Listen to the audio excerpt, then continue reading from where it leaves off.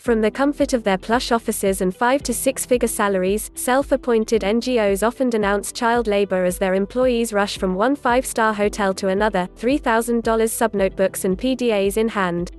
The hair-splitting distinction made by the ILO between child work and child labor conveniently targets impoverished countries while letting its budget contributors, the developed ones, off the hook. Reports regarding child labor surface periodically.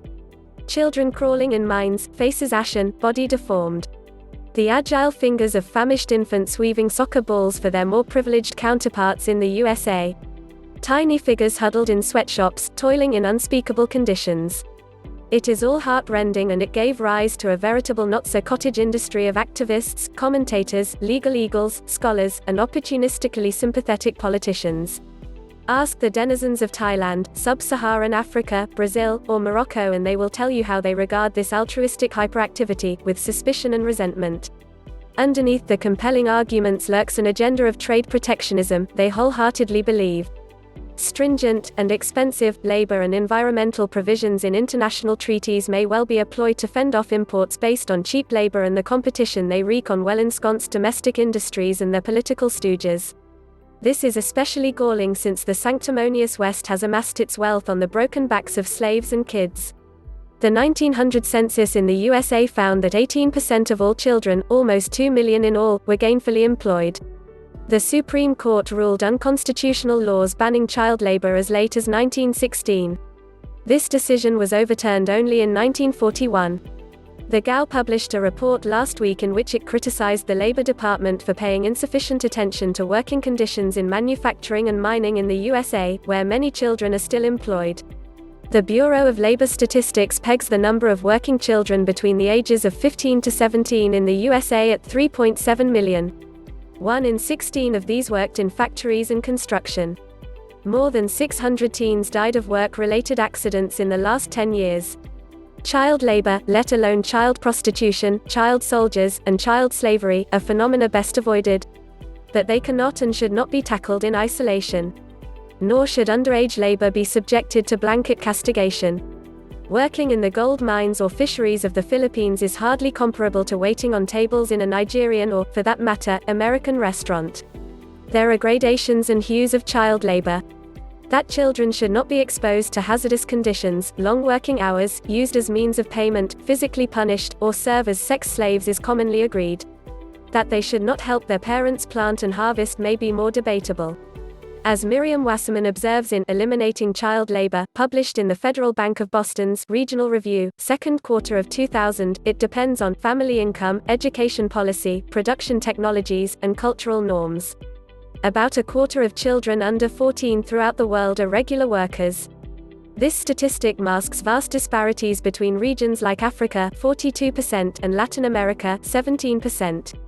In many impoverished locales, child labor is all that stands between the family unit and all-pervasive, life-threatening, destitution. Child labor declines markedly as income per capita grows. To deprive these bread earners of the opportunity to lift themselves and their families incrementally above malnutrition, disease, and famine, is an apex of immoral hypocrisy. Quoted by The Economist, a representative of the much-decried Ecuador Banana Growers Association and Ecuador's labor minister, summed up the dilemma neatly: just because they are underage doesn't mean we should reject them, they have a right to survive. You can't just say they can't work, you have to provide alternatives. Regrettably, the debate is so laden with emotions and self-serving arguments that the facts are often overlooked. The outcry against soccer balls stitched by children in Pakistan led to the relocation of workshops run by Nike and Reebok. Thousands lost their jobs, including countless women and 7,000 of their progeny. The average family income, anyhow meager, fell by 20%. Economists Drusilla Brown, Alan Dierdorff, and Robert Stern observe wryly. While Baden Sports can quite credibly claim that their soccer balls are not sewn by children, the relocation of their production facility undoubtedly did nothing for their former child workers and their families. Such examples abound. Manufacturers, fearing legal reprisals and reputation risks, naming and shaming by overzealous NGOs, engage in preemptive sacking. German garment workshops fired 50,000 children in Bangladesh in 1993 in anticipation of the American never-legislated Child Labor Deterrence Act. Quoted by Wasserstein, former Secretary of Labor, Robert Reich, notes, Stopping child labor without doing anything else could leave children worse off. If they are working out of necessity, as most are, stopping them could force them into prostitution or other employment with greater personal dangers. The most important thing is that they be in school and receive the education to help them leave poverty. Contrary to hype, 3/4 of all children work in agriculture and with their families. Less than 1% work in mining and another 2% in construction. Most of the rest work in retail outlets and services, including personal services, a euphemism for prostitution. UNICEF and the ILO are in the throes of establishing school networks for child laborers and providing their parents with alternative employment.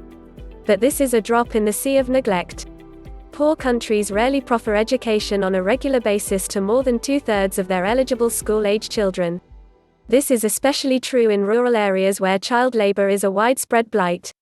Education, especially for women, is considered an unaffordable luxury by many hard-pressed parents. In many cultures, work is still considered to be indispensable in shaping the child's morality and strength of character and in teaching him or her a trade. The Economist elaborates. In Africa, children are generally treated as mini-adults. From an early age, every child will have tasks to perform in the home, such as sweeping or fetching water. It is also common to see children working in shops or on the streets. Poor families will often send a child to a richer relation as a housemaid or houseboy, in the hope that he will get an education. A solution recently gaining steam is to provide families in poor countries with access to loans secured by the future earnings of their educated offspring. The idea, first proposed by Jean-Marie Balland of the University of Namur and James A. Robinson of the University of California at Berkeley, has now permeated the mainstream. Even the World Bank has contributed a few studies, notably, in June, Child Labor, the Role of Income Variability and Access to Credit Across Countries, authored by Rajiv Dehejia of the NBER and Roberta Gatti of the Bank's Development Research Group. Abusive child labor is abhorrent and should be banned and eradicated. All other forms should be phased out gradually.